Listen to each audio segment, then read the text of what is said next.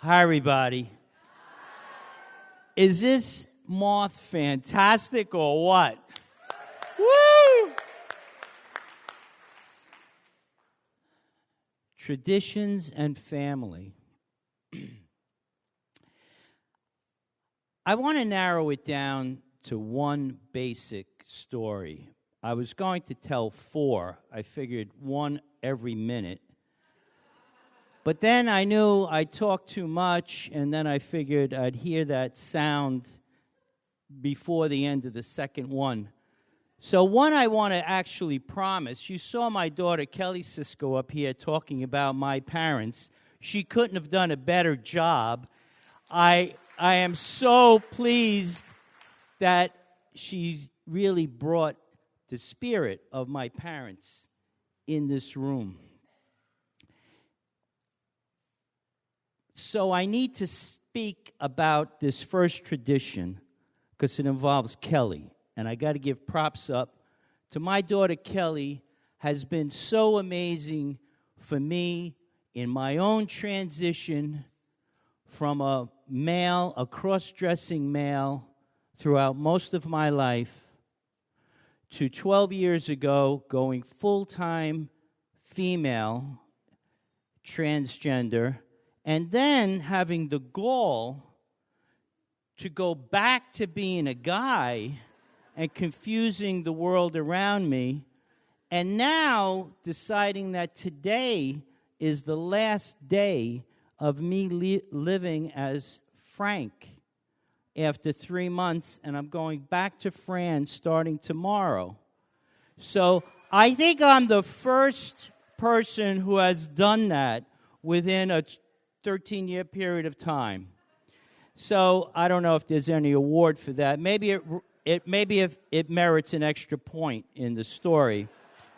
But anyway, what I mentioned about my daughter Kelly is every Christmas, I mean, what a tradition Christmas is. Every Christmas since she was 3 years old, she's 39 years old now, we have a tradition of her walking down the steps from the second floor down to the first floor with John Lennon's song, Happy Christmas, playing loud in the background. You know, and so this is Christmas, and what? You know, it brings tears to my eyes. Kelly walking down. So I have 36 videos every year of her walking down. I've yet to put them together, but when I do, I'm sure it's going to go viral on YouTube. And I promise I'll dedicate some of that money from the viral to Trinity-St. Paul, the Moth, and to Rochelle. So that is a tradition. And doing that every year, I get to relive all those other years. I get to relive her coming and seeing Cricket. Do you remember the doll Cricket that used to talk and was a very lifelike doll? When she was 3 years old, she was very confused by that. And every other family gathering always comes back to me whenever I relive that tradition. The other tradition that I really want to focus on tonight, right now, is Halloween coming up. And from when I was a little kid, 9 years old, laying in my bed at night, saying 20 Hail Marys. Hail Mary, full of grace, the Lord is with thee, blessed are you among Jesus, Holy Mary, Mother of God, pray for us sinners now and the hour of the men. Saying it that fast so I can get 20, 30, 40. And what I was praying for was to turn into a girl by morning, because I had so much in me that wanted to be a female.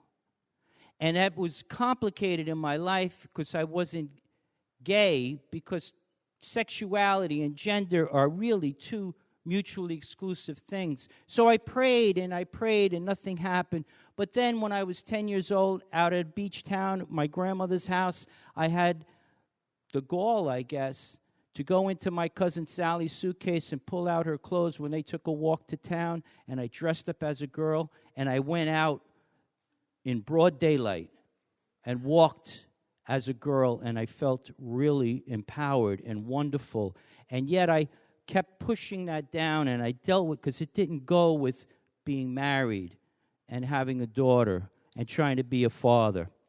And so years later, I kept on doing that tradition every year until finally 4 different people convinced me that it would be better for me to go full-time, one way, male or female.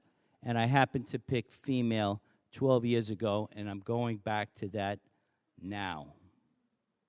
Thank you very much. Thank you.